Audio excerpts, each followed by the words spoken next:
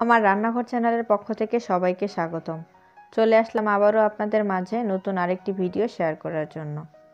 আজকের রেসিপি হলো ছোট বড় সবারই খুব পছন্দের ডোনাটস রেসিপি। খুব সহজে কিভাবে ঘরে তৈরি করতে পারবেন এই ডোনাটস, সেই রেসিপিটাই আজকে থাকছে। তো রেসিপিটা বানানোর জন্য প্রথমে একটা মিক্সিং বলে নিয়ে নিচ্ছি হাফ কাপ আর 1 টেবিল চামচ পরিমাণে হালকা কুসুম গরম দুধ। এরপরে আমরা এখানে দিয়ে দিচ্ছি 2.5 টেবিল চামচ পরিমাণে চিনি, দিয়ে দিচ্ছি হাফ টেবিল চামচ ইস্ট, রুম টেম্পারেচারে থাকা একটা ডিম। এখন একটা হ্যান্ড উইস্ক দিয়ে সব কিছু খুব ভালো করে মিশিয়ে নিচ্ছি। এটা ততক্ষণ মিশিয়ে নিব যতক্ষণ না চিনিটা খুব ভালোভাবে গলে যায়।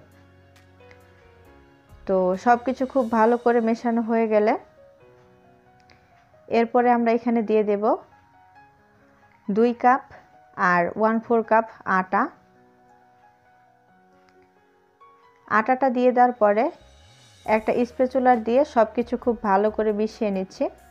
আমি এখানে স্প্যাচুলার দিয়ে করছি, আপনারা চাইলে এই কাজটা হাত দিয়েও করতে পারবেন। আর আমি যে পরিমাণে আটা আর দুধ নিয়েছি চেষ্টা করবেন সেম পরিমাণে এগুলো নিতে, তাহলে রেসিপিটা একেবারে পারফেক্ট হবে। এর থেকে কম অথবা বেশি করবেন না, তা না হলে কিন্তু রেসিপিটা পারফেক্ট হবে না। তো এখন এটা আমাদেরকে হাত দিয়ে খুব ভালোভাবে ময়ান দিতে হবে। তো আমি স্প্যাচুলারটা পরিষ্কার করে নিলাম, তারপর হাত দিয়ে প্রায় 1 থেকে 2 মিনিটের মতো খুব ভালোভাবে ডোটাকে ময়ান দিয়ে দিচ্ছি। তো প্রথম অবস্থায় ডোটা একটু শক্ত টাইপের হবে। তো এখন ডোটা আমি বোর্ডে নিয়ে নিচ্ছি, তারপরে এটা একটু ছড়িয়ে নিচ্ছি। এখন আমাদেরকে এখানে দিয়ে দিতে হবে বাটার।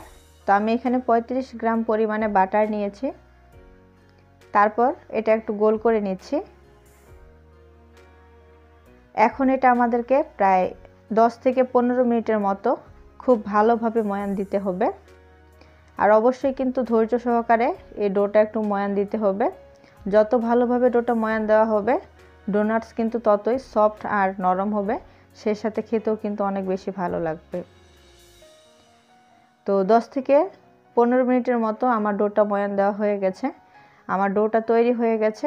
এখন আমি এটা একটু লম্বা করে নিলাম। তারপর এটা আমাদেরকে ছোট ছোট করে লেচি কেটে নিতে হবে।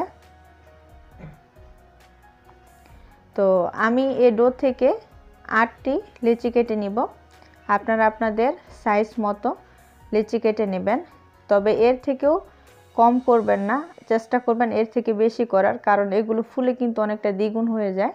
তো ছোট ছোট করে লেচি কাটলে পরে কিন্তু এটা ফুলে দ্বিগুণ হয়ে যাবে। তো এখন আমি এটা গোল করে নিচ্ছি। তো লেচিগুলো গোল করে নেওয়ার পরে 2 হাতের মাঝখানে একটু মসৃণ করে নিচ্ছি। তো এই যে আমি একটা লেচি কিন্তু গোল করে নিলাম। এখন এইভাবে সব লেচিগুলো আমাদেরকে গোল করে নিতে হবে। সবগুলো লেচি গোল করা হয়ে গেছে। এখন এটা আমাদেরকে 10 মিনিটের জন্য রেস্টে রাখতে হবে। তো একটা র্যাপিং দিয়ে 10 মিনিট ঢেকে রাখছি। তো ফিরে আসছি 10 মিনিট পরে। তো 10 মিনিট পরে আমি র্যাপিংটা সরিয়ে নিচ্ছি। আর এই 10 মিনিটের ভিতরে লেচিটা কিন্তু ফুলে অনেকটা দ্বিগুণ হয়ে যাবে।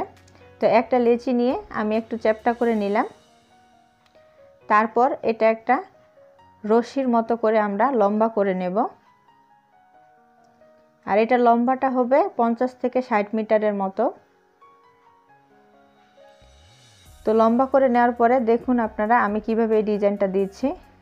এটা বলে বোঝানো যাবে না, এটা আপনারা ভিডিওতে দেখে বুঝে নেবেন যে ডিজাইনটা কিভাবে হবে।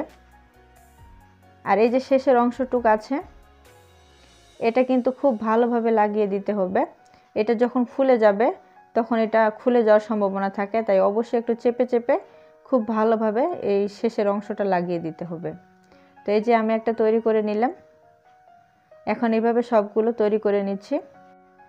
তো সবগুলো ডোনাটস তৈরি করে নেওয়ার পরে এখন একটা র্যাপিং দিয়ে ঢেকে রাখছি প্রায় 1 ঘন্টার মতো।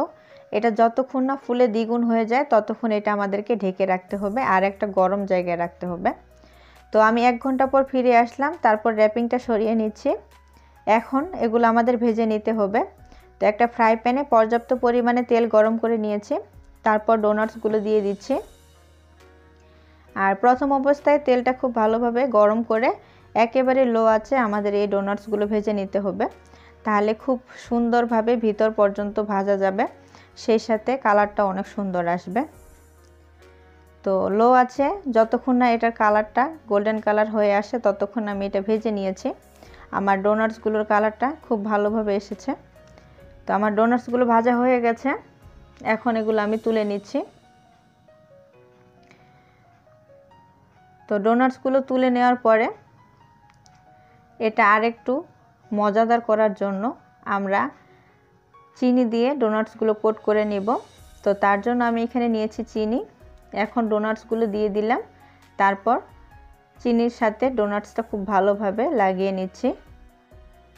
তো চিনিতে ডোনাটসগুলো কোট করে নিলেই কিন্তু তৈরি হয়ে যাবে আজকের সুস্বাদু বা ভীষণ মজাদার ডোনাটস রেসিপি।